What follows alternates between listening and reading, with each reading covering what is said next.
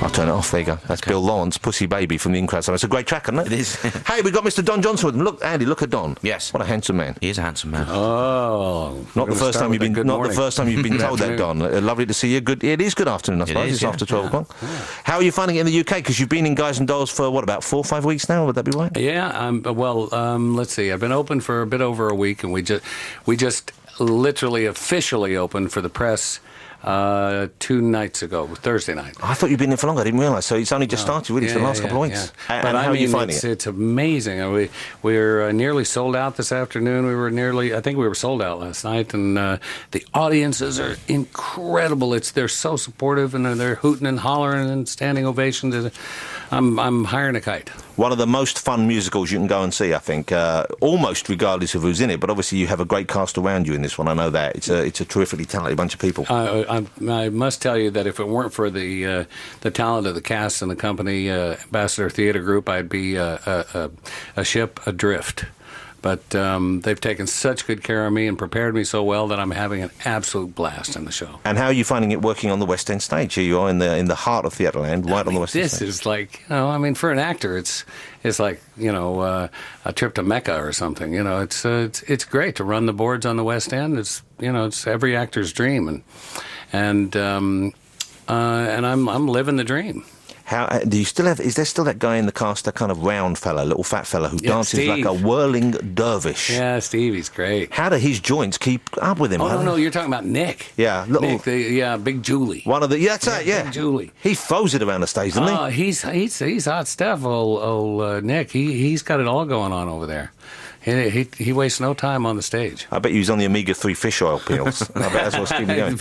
Well, whatever he's taking, he ought to share. Now, Don Johnson is 72 years old, and he looks incredible for him. Yeah. How do you keep yourself fit and young, or do you take supplements? What do? Do you stretch every morning? Yeah, it's basically drugs and modern chemistry. And, he's virtually embalmed.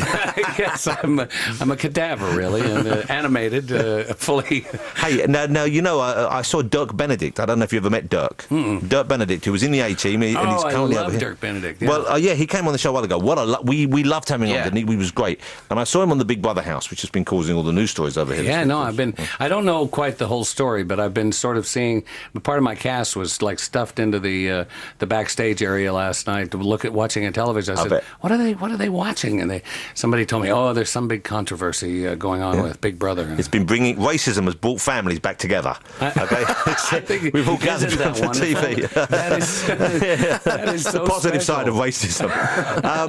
And yet, here you go, Dirk Benedict. I noticed on the kind of footage they don't always show that he was doing some odd stretching exercise, and I thought, I've done that one. And as you get older, you do have to flip your legs up in the air and stretch over just to get your back going in the morning, don't you, Don?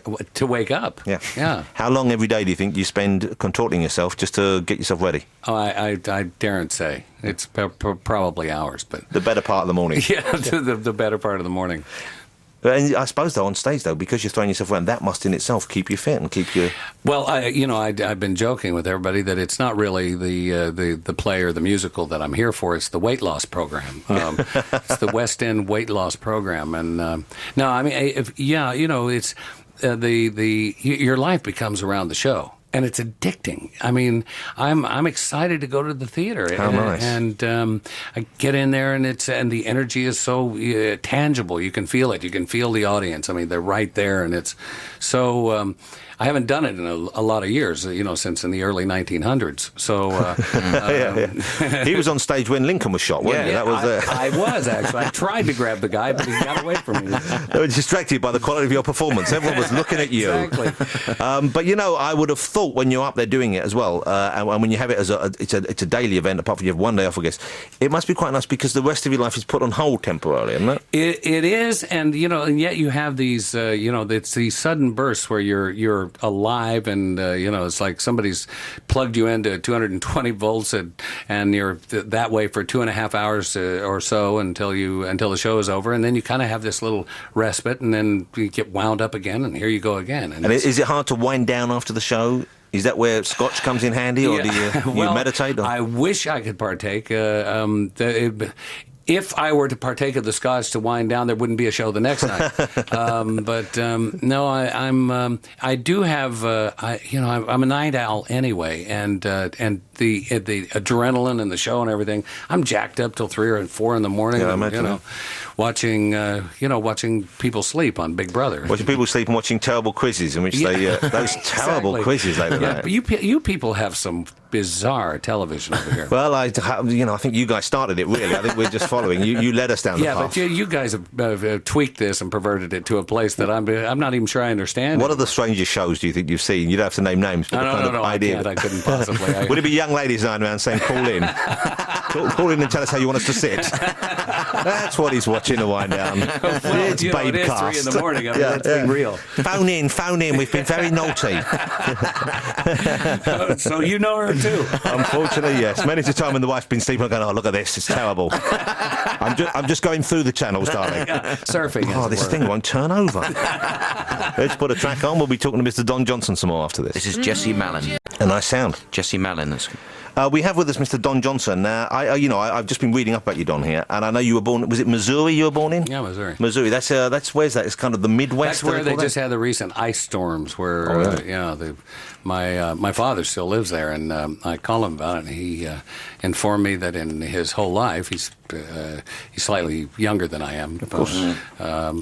But he said he's never seen it quite as icy as it was there. That's quite so. There's kind of weird weather going all over because you survived the winds here this in Westwood week. in L.A. Come on, that's bizarre. Is it snowing in Los Angeles? It snowed yesterday in Westwood in Los Angeles. So hell has frozen over. Hell has frozen over. Now, what was it like though growing up in Missouri? Because I can imagine, obviously, and we're talking about neither of us are getting any younger, so we're talking about a different kind of period. I was talking to my kids the other day about the fact that when I was growing up, there were no video players, you didn't have Walkmans, all that kind of stuff. So stuff that we take for granted now. Yeah. And I imagine living in a rural part of America back in the 50s, that must have been just so different to the way it is now. Well, I joke about it a little bit. I used to say that the reason that I had this creative streak was that I grew up in the Midwest and there was nothing to do there but live in your head and your imagination.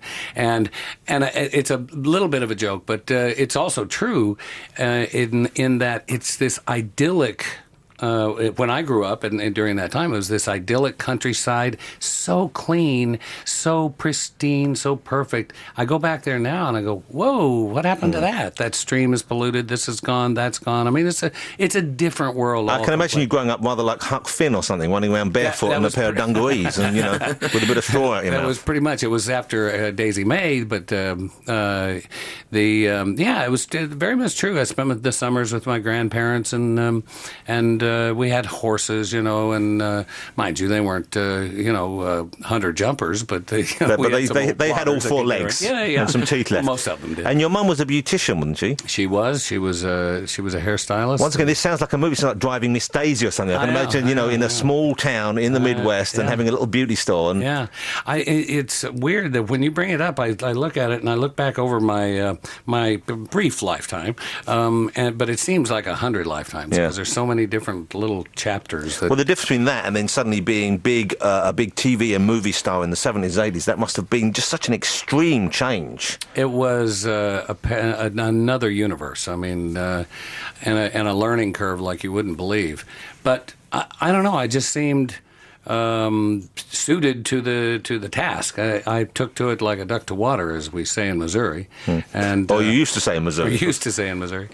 And but I don't know. It just feels natural. Growing up, I always felt that I actually didn't belong to my family. I felt like that I was somehow adopted. Impossible, but I felt like I was, and I felt sort of separate. And as he said to his brother Chang Lee on a regular basis. That's an old Tommy Cooper joke, isn't it? Yeah. That was a clue. Tommy Cooper just saying 1 in every 5 people is Chinese, which is news to my family, and the last one will be a Chinese name, of course. God bless him. Don is here because he's on stage in the West End, and if you are in or around the West End, you can get a chance to come back into London and see it. Maybe it's a great production of Guys and Dolls, and you're playing Nathan Detroit, of course. I am. Nathan Detroit. Good old reliable Nathan. Yeah. It must be, I would have thought, when you're doing that show and stuff, you know it's got so many great songs that people love. Are there particular moments in the show that you look forward to hitting? Oh my gosh, yeah. I love all the girls' songs. The girls have the greatest songs, but one of my big numbers is Adelaide, and it's my moment to embody the persona of Frank Sinatra if I can. At least I try every night. Yeah. And there's just, and then Luck Be a Lady Tonight, and that's a song, isn't it? Isn't that a song? If I Were a Bell, that Amy Nuttall sings, and Sam Jess is so good as Adelaide. She's extraordinary. It's such a lovely film as well. And you mentioned Frank Sinatra, of course, and it's one of those things where obviously if you grew up watching the movie or you know the movie, when you see it live, it's slightly different. I think there's a couple of songs that aren't in the film. Am I right? There are a couple of songs in the show that aren't in the film, but I find the film slower than Molasses in January. The production, the musical. That's the Missouri boy production, talking now, isn't it? Slower than Molasses in January. Well, sometimes it slips out. Like all the elocution training and diction classes won't take it away. But the stage production is. I mean, it just picks up and goes. Yeah. I mean, it's so much fun. Song and dance numbers, when you see them done live in front of you as well, they're always a bit more exciting, a bit more vital, because you're right there in the room, of course. Yeah. And the choreography in this show is the best choreography. I hate to sound like such a... I'm serious about this. I'm plugging it for plugging its sake. I truly love all the elements in this show. Who's playing Sky Masterton opposite you? Wonderful actor named Norman Bowman. Okay. And he's a Scotsman. Because that's a younger part. It requires a very charismatic, good-looking fella. Wish you hadn't put it that way. I was wondering whether... Oh, I knew it was coming. What? Don't worry, Don, it's coming. I'm thinking of launching my stage career, Don, and I think we would, because we look somewhat like an older brother and a much younger, slightly better-looking brother. There's a similarity between us, Don. It's not just haircut. I don't think you should refer to yourself as the older brother. It's got to come, my stage debut. It's got to come. Anytime you like. This was Sweeney Todd. It must be, I would have thought, though, even though I know you're looking forward to it, certainly when you're doing 2 shows in a day, I've always thought it must be tough for people to keep the enthusiasm up when you get on the first one. How does that happen? Actually, I don't know. I think it's genetic for some odd reason. You just, as an actor, when you've got the goods, you get out there and there's something that happens when the orchestra strikes up and it's just about to be your cue. All of a sudden, this adrenaline hits your system and boom, you're on. Yeah. Okay, let's put another track on. Well, have we got time? We haven't really got time, have we? I've got a 2-minute track, so you could talk for a minute and a half, then I'll play it out. Well, that sounds a little bit premeditated, frankly. Up to you. Or you can play it now and you can say goodbye at the end. Just chat up to the end if you don't. Do it, but do it nude. No.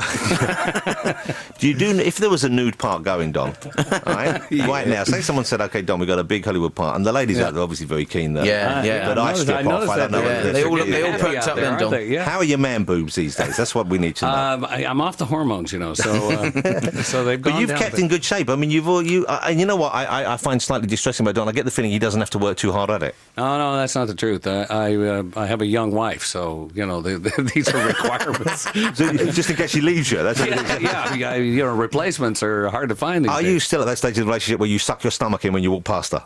Of course. That's mandatory. And I'm mortified when I forget. Yeah, it's a terrible moment when you. That's why we don't have any mirrors near the toilet in my house, because you don't want to be sitting down and forget. And then you catch glimpse of yourself and thinking, what's that hanging over? Oh, it's me. It's me hanging over. How did that happen? You find yourself. You don't want to flush while sitting down on a plane. Out of control now. Ooh, everything's hanging. Now, when you're in town for this long a period, and you're obviously living mainly in the States, they put you up in a flat, an apartment, or a hotel. Where do you stay? Well, actually, I just go from house to house every night. Whoever is kind enough in the audience cast members. Yeah, they've been lovely though in London. I've stayed in some rather interesting places. No, they arrange a flat. They give you an actual apartment, and is this a kind of a service place where they have people providing food as well, or do you do your cooking and shopping? Pretty much everything except for the late night television stuff. That's the life, though, isn't it? Yeah. Come in, and do you have a manservant while you're here? Do they give you a former Burmese army Gurkha? We don't talk about that sort of thing in America. If I was an American actor over here, I would insist on a butler. I would insist on a butler. Well, now you've given me all these ideas. You should have insisted on a butler. I feel like I've been slighted. I'm going to go and... Imagine that if you had your own personal Jeeves waiting for you and you go, good show tonight, Mr. Don. I like that. I wonder if Mr. Panter, Howard Panter, will humor me with this. I have pressed your pajamas as required, sir. Very nice. Would you like me to slip into the covers and warm the bed for you? Yes. I'm going to look into this. Or will Mrs. Johnson be providing the service this evening? Now he's slightly drunk for some reason. Yeah. I'm afraid I've been at the Martini, sir. Yeah. You're too much for me to bear. Okay, I know there's a play out there I don't for know us what- to do. I don't know what it is. I don't know what this It's is. an I don't know Albie what we're thing, talking though. about now. I apologise, Don. I've become quite giddy in your presence. And we haven't once mentioned rolling up the sleeves. Look at that, in honour of you, I think, Don. No, I didn't do that's it in so honour. beautiful. Yeah. Well done. He's done it for you. I have to teach you a little touch over there on the left, though. Don Johnson, as we said, is here in the West End. It's his West End debut, believe it or not, but he's playing Nathan Detroit in the spectacular production of Guys and Dolls, which is at London's Piccadilly Theatre. I saw it earlier. I saw it in the early part of last year, I think, but I'm going to go again and see you. I think they've invited me along next week or the week after, so we're going to come along. I'm going to bring the kids because they love that musical and they love the songs. Delighted. That'll be fun. It's a great night performance. Don, lovely to see you again. Lovely to see you. Take care of yourself. See you in the next few Thanks weeks. a lot. Thank you for joining us. Hope you enjoyed the show. Please join us again next week if you can. You've been listening to Radio 288 to 91 FM. This is The Beats.